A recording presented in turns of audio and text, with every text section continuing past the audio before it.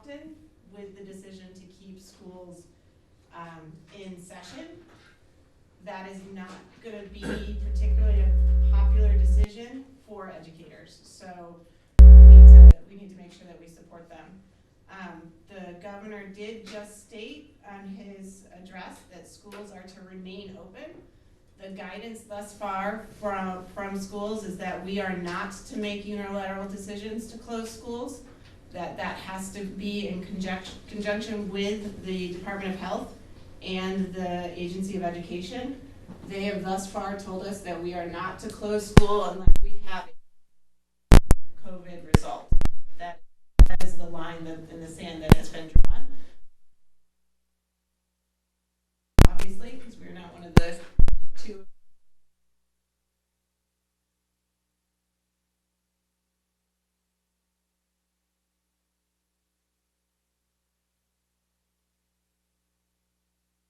And we will make public because it's now a public document. This is mainly closure plans, but right when the governor was speaking tonight, I put some quick, if we remain open, things on here. So I'll quickly start with that, give the board a chance to ask questions. We also have Grant Geisler, business manager, Jim Birmingham, food service, and Andrew LaRosa, building and grounds in the room. And Michael Berry is on the phone, director of curriculum and technology. They can also answer any questions you might have. Before you get into these plans, because I feel like we're gonna have some questions directly related to these plans, can I ask a question at a 5,000 foot level that I do not know the answer to?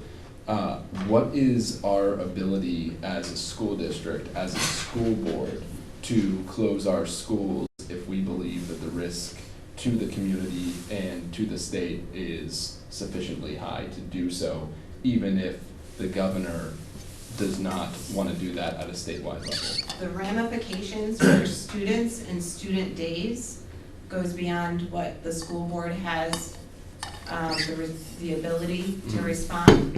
Yeah. So the Agency of Education would be the one who would have to waive student days for us. Significant student days. We're not talking like 1 day school snow day. Yeah. You know, like the board can do that, but significant student days for learning would have to be waived by the board. It has significant. The state. I mean, yeah, exactly. The state board. The state or the Agency of Education. The Agency of Education. Okay. Sorry. That has ramifications. The other ramification is, should we decide to close on our own, this was discussed in the regional superintendent's meeting I was in this morning, is the decision on how do we make the decision to reopen. Mm-hmm. So whose decision is that? And that is, that would be a very hard decision if we were on our own, for me or us, quite frankly, to make that decision about when is it safe to reopen? Why safe now and not, why was safe Tuesday and not Monday? Like those kind of questions, without the backing of the Department of Health and Agency of Education guiding us in that decision, is incredibly difficult. Mm-hmm. Yeah, and I'd like to speak to that a little. A few things. For one, for the board to close the schools unilaterally, as Lydia alluded to, would be risking being out of compliance with the law, which would have ripple effects for our students. For instance, we couldn't necessarily guarantee that our current senior class could graduate. We couldn't necessarily guarantee that anyone could move on. We just we really need the cooperation with the state to do that. I think the second point, which I think is equally as important, we are not health professionals. Yeah. The administration are not health professionals. If the recommendation from the Department of Health and the Agency of Education, which we trust is being informed by the science and talking to health professionals, is that we do not close unless we have a positive COVID response, I'm not sure we're in a position, from expertise or otherwise, to contradict that. And I think a decision that we'd make to close schools would be based on public pressure and factors that probably are not as well advised by science as possible. And while we may disagree with the decision, and some of us probably do, and I think there's good reasons to perhaps be skeptical of it, I don't think the board should step in to the place of the Department of Health if the Department of Health's recommendation is to keep schools open. I think we can do things to ease burdens on our population, and I think Libby's outlined a lot of these, but I would feel very uncomfortable with the board making a decision that I can't say would be informed by experts or by science. I'm sure nearly every board member has been or will be asked that exact question Yes. in the coming days. I will say, with regard to the governor's press conference, and I do not envy the governor's position, he's balancing Yes. a lot of priorities, but I do personally, as a representative of this community for our schools, find it concerning that in a state of emergency, we're prohibiting gatherings of 250 plus people when they're not deemed necessary as public school is. But for these public school gatherings where every day we have 250 plus kids and adults in this building that can be acting as vectors for this virus between at-risk members of the community, even if some of our students aren't the most at-risk members of the community, I just do not understand that logic, and I want to put that out there for the public to know how one of their representatives feels. Yeah, and I think, as I said, I think those concerns I think there are a lot of ways to slice and dice it. I think the concerns are real. I think there were some things about the governor's press conference that seemed somewhat inconsistent. But again, I think in terms of the ramifications and the fact that we are in unprecedented territory, I think it's a very difficult place for the board to step in. I think we have to listen to the health professionals and act accordingly.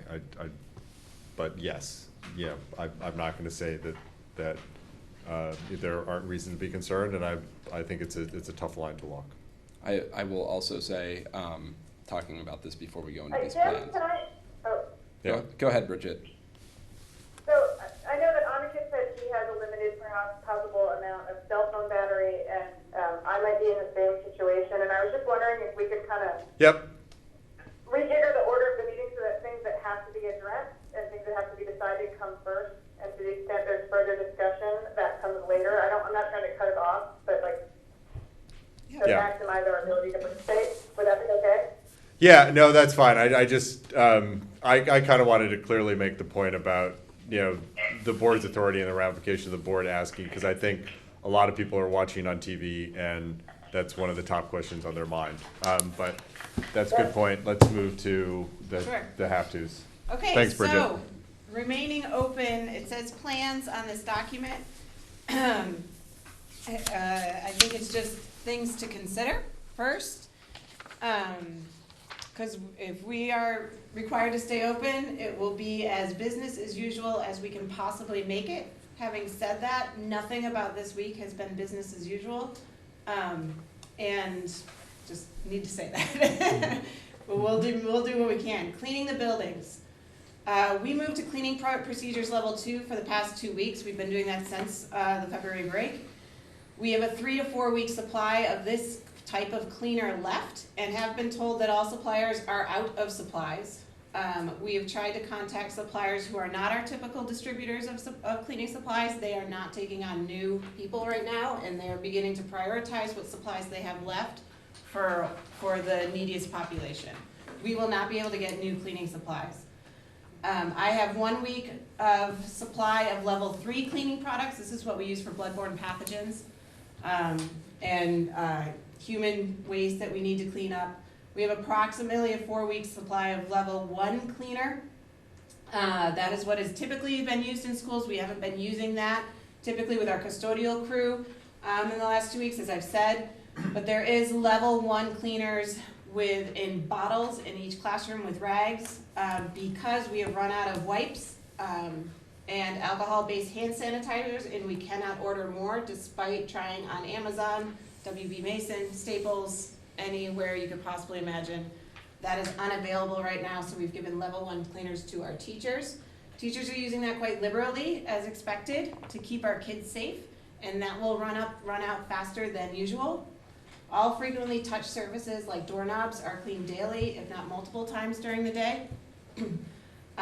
We have checked with the fire department to see if we could keep our doors open to limit the amount of touches on things like doorknobs. The fire department is not okay with that for fire safety reasons, so we still need to keep our doors closed. The Secretary of Education was made aware of our cleaning supply situation earlier today. He did not respond with any kind of advice for me, and we are not alone in our cleaning supply situation. Other school districts are in a very similar situation that we are with our cleaning. Even if we can last for that 3 to 4 weeks with our cleaning supplies, once those are gone, they are gone indefinitely. We don't know when they will be able to be reordered. We can't hold school if we can't clean our buildings. That is just the bottom line. Absences with students. Parents, I want all parents to know that they are well within their rights to keep their students home right now. Please call the office. It will be an excused absence. And we will do the best we can with learning opportunities should you decide to do that for your students. We will need guidance from the AOE for student days. All superintendents will be asking for that. Absences with teachers. A typical Friday, we have about 10 to 11 teachers out on a typical Friday. We had 22 out today. I expect that to go higher. Teachers are allowed to take up to 3 sick days without any kind of documentation from a doctor, from a medical professional, and I expect them to do that. After 3 days, I can demand a doctor's note, so we will do that as well. However, if we do not have teachers to work with the students, I will be talking with my principals this weekend to figure out how exactly we handle that situation and keep kids safe, and keep groups below 250 people. Bus drivers is another big concern. Many of our bus drivers are elderly, and they have voiced considerable concern about coming to work with a bus full of small children who very well could be carriers of the virus, and they will begin calling out sick soon. So if we can't get our students to school, parents, I suggest you begin preparing for that eventual reality, that if we don't have bus drivers, we don't have substitute bus drivers to step in at this moment. That's hard on a typical situation, and there's nothing about this that's typical. That's pretty much what I have with remaining open plans. My teachers are awesome. They will do the best they can. With the situation right now, they are working incredibly hard to keep kids calm, to give them accurate information, to love them. Jim and his staff is amazing in ensuring that kids are getting food on a daily basis and still getting pretty good food if you haven't had our cafeteria food yet. So we will run business as normal as we possibly can until we are given different guidance. I'm happy to take any questions on that up until this point. Yeah, and I do want to remind people that for many of our students, the food that they get at school is a very important part of their nutrition, and sometimes the most nutritious meal they're provided in a typical day. Did you want to talk at all about after-school type of activities? Thanks, Grant. Yep. Thanks, Grant. Thank you for reminding me of that. Our after-school programming with Part 2 will remain open as long as our schools remain open. Part 2, while they are slightly short-staffed now because their people are UVM students and St. Mike students and college students, and some of their employees have been told to go home and not come back. They are stressed in terms of staff right now, but they are incredibly dedicated to our students and their programming, and they will also do the best they can with a limited staff. Everything else that is non-essential, and I consider Part 2 essential, and obviously the school day essential, will be canceled from here on out, moving forward. And our buildings will not be able to be rented. All people who already have currently rented our building going forward have been told that they need to cancel or postpone their events.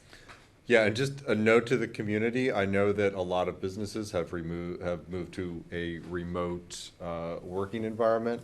if you do have more flexibility now, you're someone who relies on Part 2, if you have more flexibility now to maybe watch your kids after school because your work situation has changed, that could definitely alleviate some of the staff shortages that Part 2 is experiencing. So please consider that if that's an option to you. And Jeff O'Hara, if you've worked with Part 2, you know Jeff O'Hara is amazing and responsive, and he will gladly work with any family that contacts him. Anything else that I missed, guys? Is that true with like school sports too? School sports, we don't have word on from the VPA yet. The rest of the winter season was canceled yesterday, today, I don't know. And we haven't heard word on spring sports.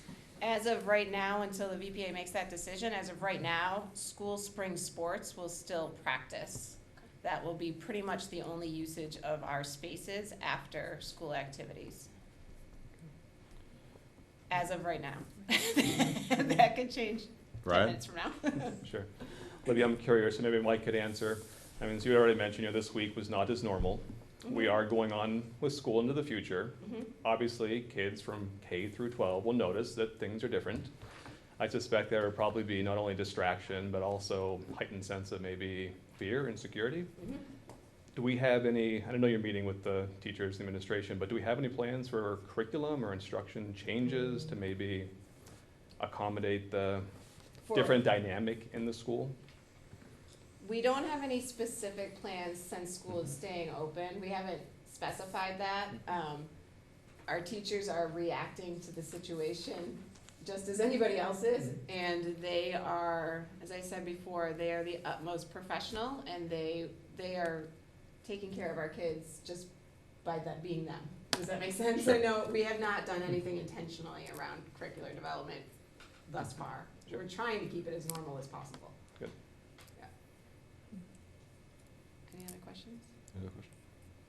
Can we take a question from the public or no? Anyone or Jim? We usually do public comment, but since this is an extraordinary circumstance, go ahead. Can I ask from here? Is that okay? Yeah. Why don't you You come did. up so Have a people microphone. can hear you through the microphone, please? Thank you. And also just quickly introduce yourself. So, Jen Matthews, parent of 2 high school students. So, I mean, whether the building stays open or closes, I mean, I trust whatever the school's gonna decide.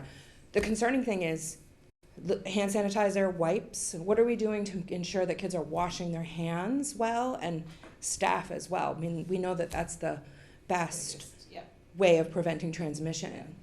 We have been very vigilant in reminding students when they leave our classrooms for restroom breaks or whatever, to make sure hands are washed. Our teachers are doing their utmost with that. And before meals at Yeah. the cafeteria? Yeah. Is there a hand washing Yes, at the in the elementary- high school? Not at the high school. At the elementary school there is. Yeah, so, I mean, as a healthcare professional, I would encourage that we're doing whatever we can to remind kids to Yeah. wash their hands regularly. And soap, we have enough soap. If we're out of cleaner, hand sanitizer, wipes, I'm looking at my guy right there, and he's not. So actually, we're in good shape. good, okay, thank you. Don't steal our toilet paper though. I got lots. Should I go on to closure plans? Please, yes.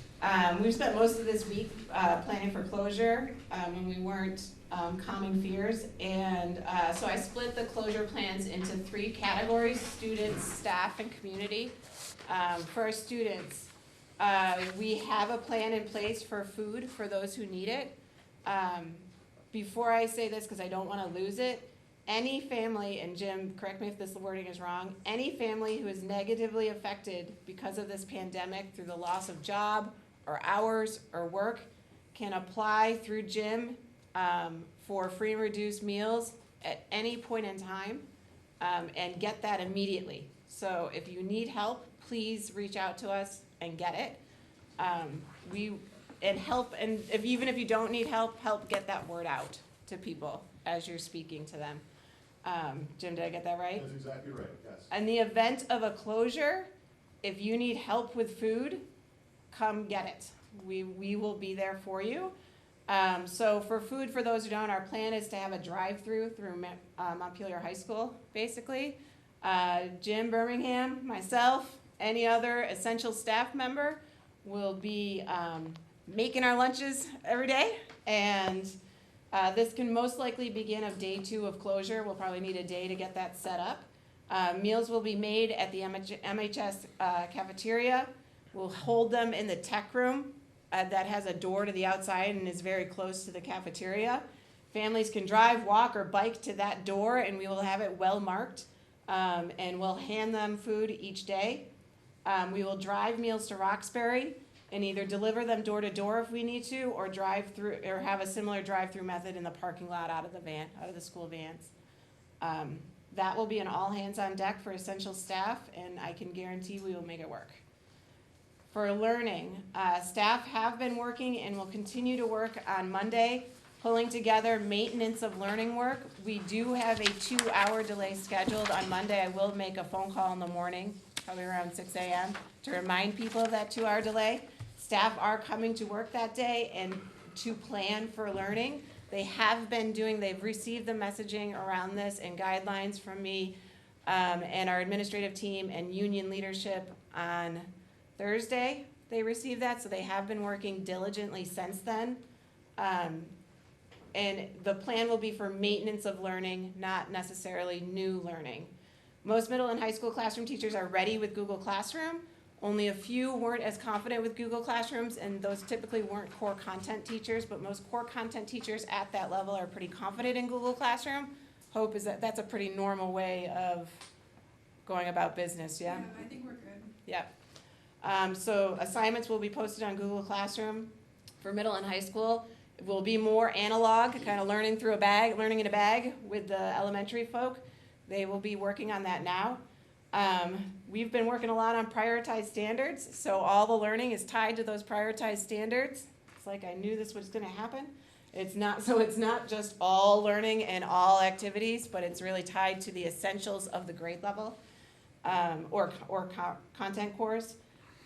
This will be ready to go by the end of the day on Monday. We have 2 hours in the morning. We'll have an hour staff meeting at the end. If staff tell us they need more time, we will find a way to get them more time.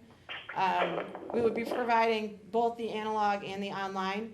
Synchronous online learning, as a college course or what the colleges are preparing to do right now, is not possible for us. We just don't have the technology infrastructure to make that happen, nor do teachers know that type of learning. And so we're not expecting them to have online learning face-to-face on a computer.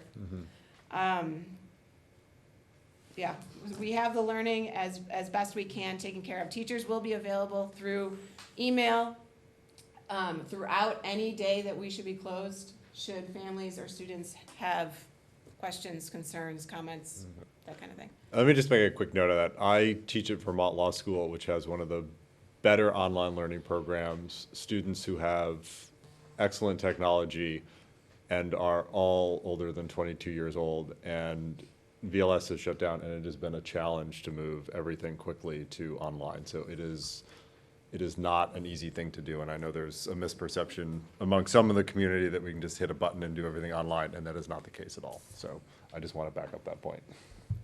Okay. Access. We asked every middle and high school student if they had a device or if they had internet at home. Any kid who's reported that they did not have a device were given one at the end of day today. Parents signed a use agreement for that. I do think I need to say that all school safety features will still be in effect for those school devices, including Go Guardian. And kids, you'll know what that means. So we have, and we had less than 5 kids reported not having access to the internet. Special education, students on IEPs will receive learning opportunities connected to their IEP goals, as well as modifications and accommodations for any other work. With any questions on kids and learning? What about outside placement students? Flexible pathways and that kind of Not thing? flexible pathways, but special needs student? Oh. So an IEP has them out of the building for whatever reason. Out of placement? Yeah. I would imagine the school would be, we are the LEA, so we haven't talked about that yet, Ryan. Okay. That's a good question, though. That's a very good question, so we will make sure that we talk about that. Sure. Thanks. If parents choose to keep some of their, keep their kids out of school while schools are still open, what should they do in terms of like making sure that their students can still have access to learning opportunities? Would that be something like between them and their teachers pretty much? I'd say contact the teachers, and the teachers are gonna do the best they can. Okay. Yeah. Any other questions on the learning piece for students or food? I just want to say, I think you're setting really reasonable expectations here. The quality of learning is not going to be what it would be if everybody were in the school building. This is a matter of public health. And there are compromises that need to be made. Staff. Thanks, Andrew. For hourly staff, I recommend to this board that we continue to pay all hourly staff based on their annualized salary, regardless of whether they can come to work and work from home or not work at all, based on their job. So this would include instructional assistants, custodial staff, office assistants, human resources, the staff in the business office who work with Grant, and our tech support staff. So that would be an action the board would take. Okay, Can we just Oh, isn't purposely food? say food service? And food Food service. service. Sorry, Jim, that's not on the Alright. list. Thank you. Since Aniket and Bridget are potentially on limited cell phone time, I recommend that we take that action now, in case we lose them. Is that okay, Libby? Do I have a motion to authorize Libby to continue to pay hourly staff based on their annualized salary, regardless of whether the school stays open or not? I'd like to move that we pay all hourly staff based on their annualized salary, regardless of whether they can work from home or not, Including food service? including for food service. Okay, do I have a second? Second. All those in favor? Aye. Any opposed? Aye. Great, thank you. Passes unanimously. All right, great. Thank you for that. I was gonna argue that fact if you didn't vote that way anyway. Okay. Essential staff. If we should close the building, only essential staff will have access to the building. So it's Ryan Harity and Chris Luce, who's the head custodian over at UES. RVS will be Ben Brunel. Main Street Middle School will be Pam Arnold and Glenn Goodell, who's the head custodian. MHS will be Renee DeVore. District would be myself, Andrew LaRosa, Grant Geisler, Deb Garrett, and Joanne Shalou, who are the people who work in the business office with Grant, simply because we can't print checks from any place other than the business office. Tom Allen is our custodial supervisor. Randy Edmonds is our custodial superstar.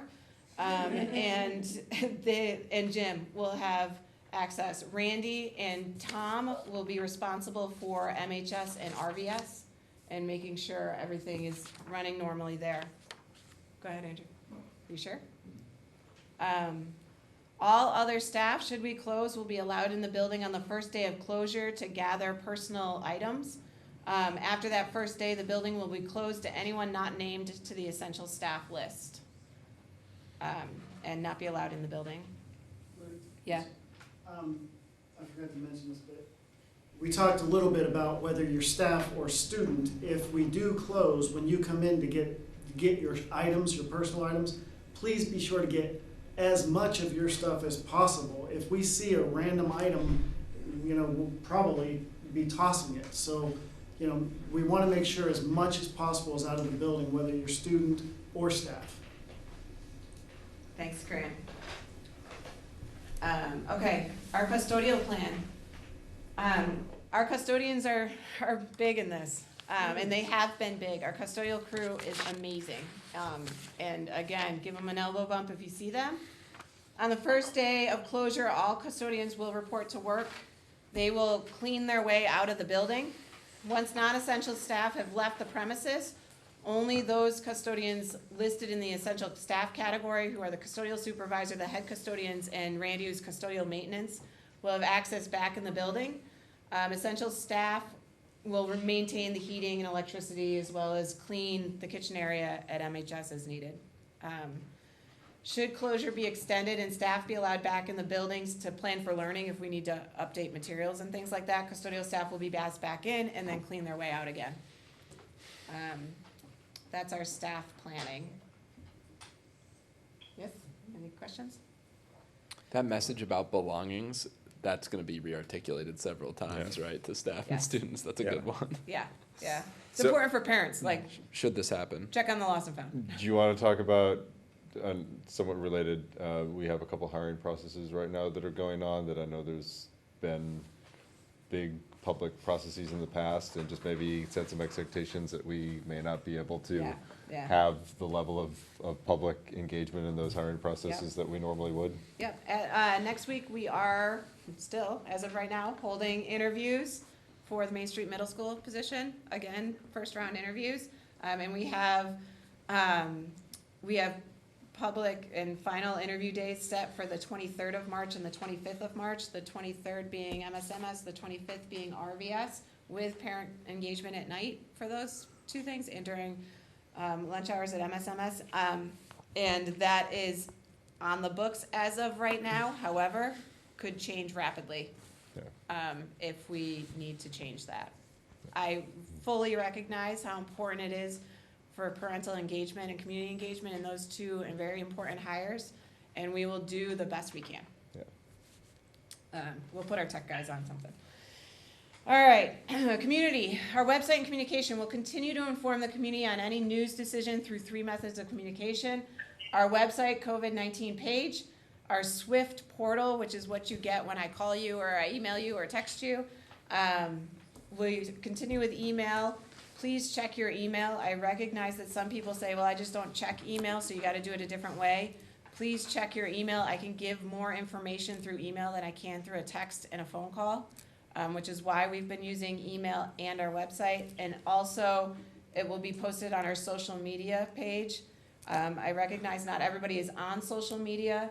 However, a lot of people are on Facebook. And even if you're just on Facebook limitedly, please follow us on Facebook. And we will use those 3 methods of communication. I will use voice when I need to use voice. However, I can get more information through email with letters. We implore people to let us know immediately if our messages are not reaching them and you're a person who checks email. We don't know that you're not getting messages unless we are told and can fix it immediately.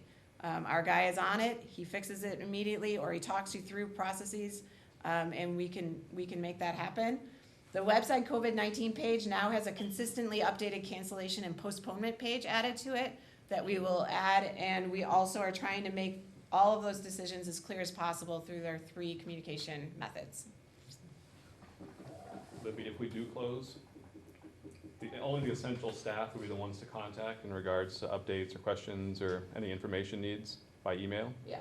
Well, no, you could, well, if it's terms of a district and closure and like that kind of thing, most definitely contact principals, administration.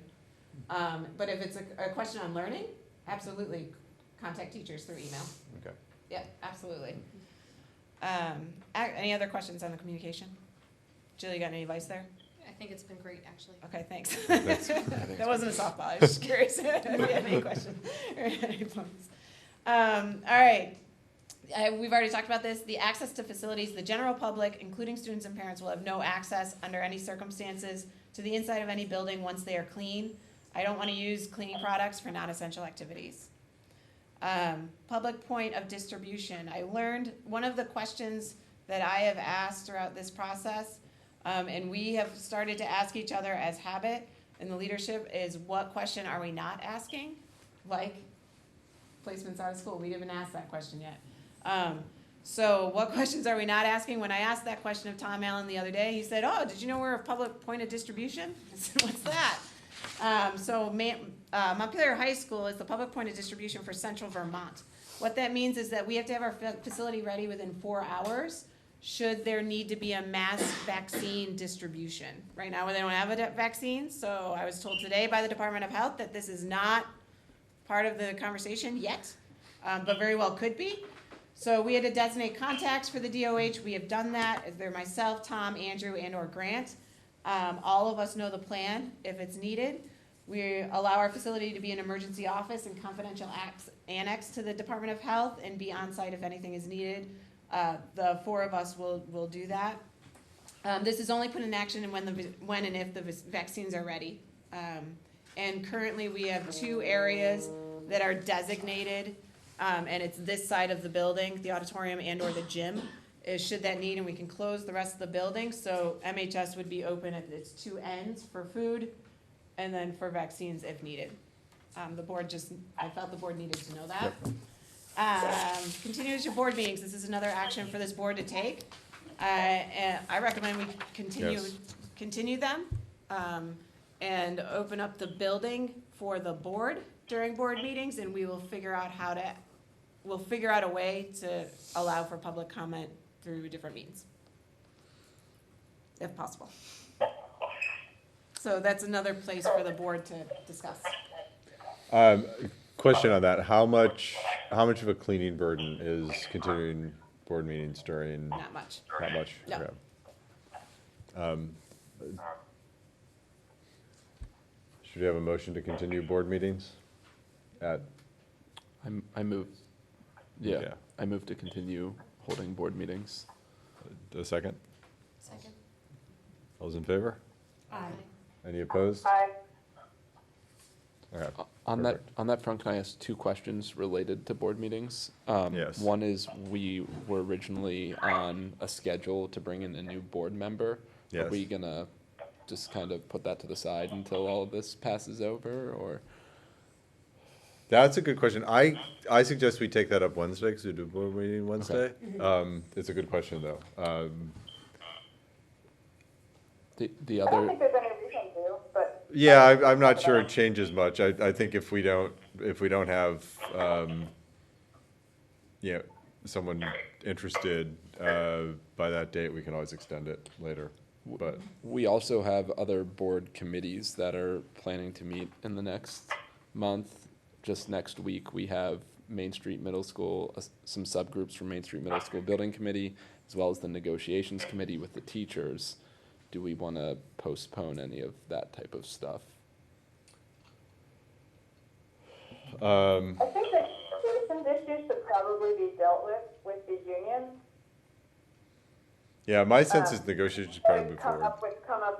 We had a session today that the district decided to cancel, the board members decided to cancel on their end because of the rapidly evolving situation, and the union was very cooperative.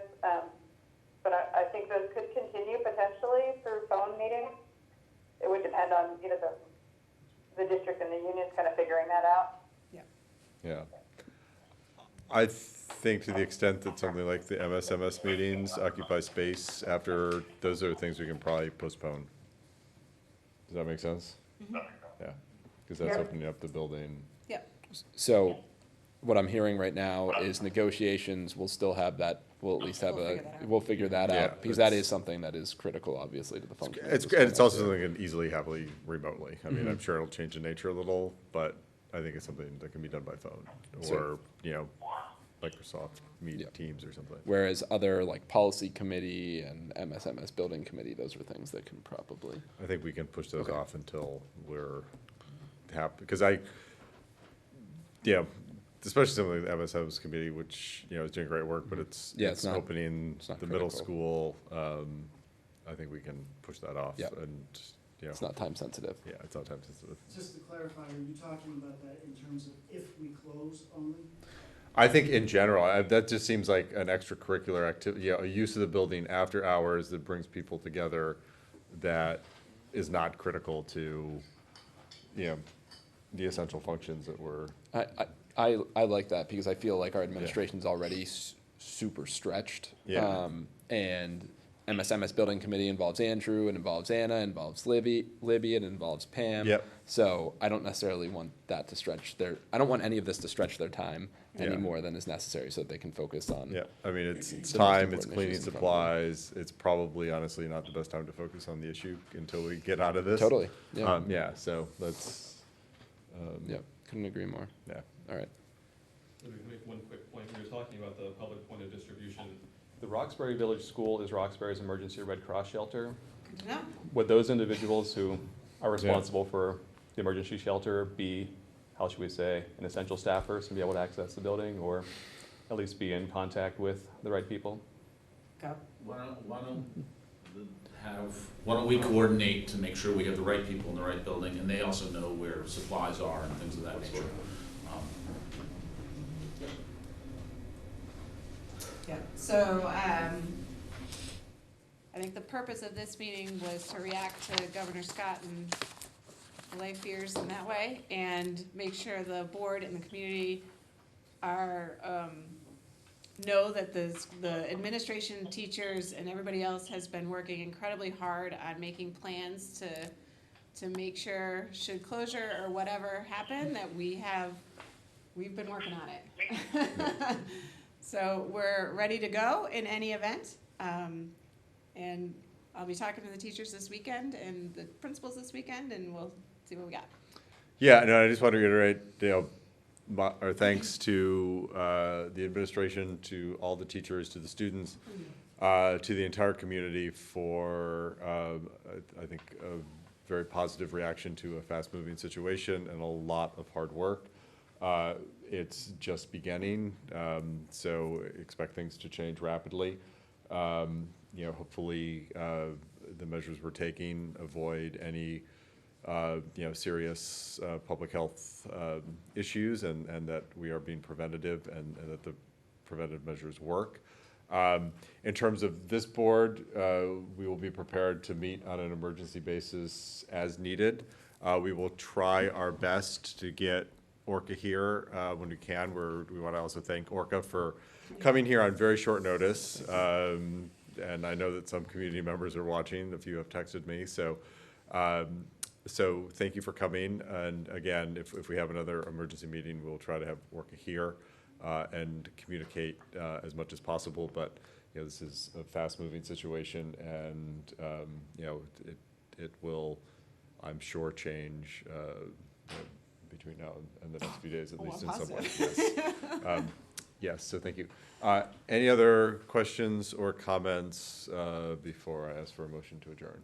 I just wanted to say how much I appreciate how much time and effort you put into this, because I feel, as a parent, very reassured that no matter which path, you guys have obviously done a huge amount of legwork, and I don't think it'll be in vain. And just in our preparations in my job at the state, I know how we're constantly calibrating our reaction, and so how we feel about this Monday, or what the instructions are from the CDC or whoever by the time we all meet on Wednesday, might be very different. I appreciate that you have looked into the cleaning supply, and that's the part, honestly, that I'm really worried about. So I think maybe at our board meeting we have some sort of a quick update on where things are at. I think we'll talk about this quite a bit on Wednesday. But thank you very much. Yeah, and we do have a board meeting scheduled Wednesday. So and This is the topic. this will be the topic, yes. And I will, we may want to meet before then too, depending on what happens. So thank you everyone for coming on short notice. Grant. Just one quick one. Our director of special education just called me because she heard the conversation about outside placements. So she wanted to let us know she has already had conversations with all of the schools that provide outside placement services. None of them are closed as of yet, and they will be coordinating with us if they do close because of having a staff shortage or something like that.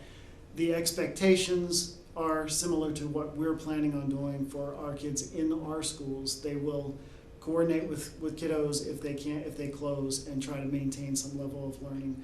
There's, I'm sure, much more that she would say, but that's about as limited or as I can go as far as my limited knowledge. Thank you, Mary. Yeah, thank you. All right, thank you all for coming today. Thank you. Okay. Motion to adjourn? 7:25. Move to adjourn. That was a second? Second. All those in favor? Aye. Great. Thanks again, everyone. So, you want to hear?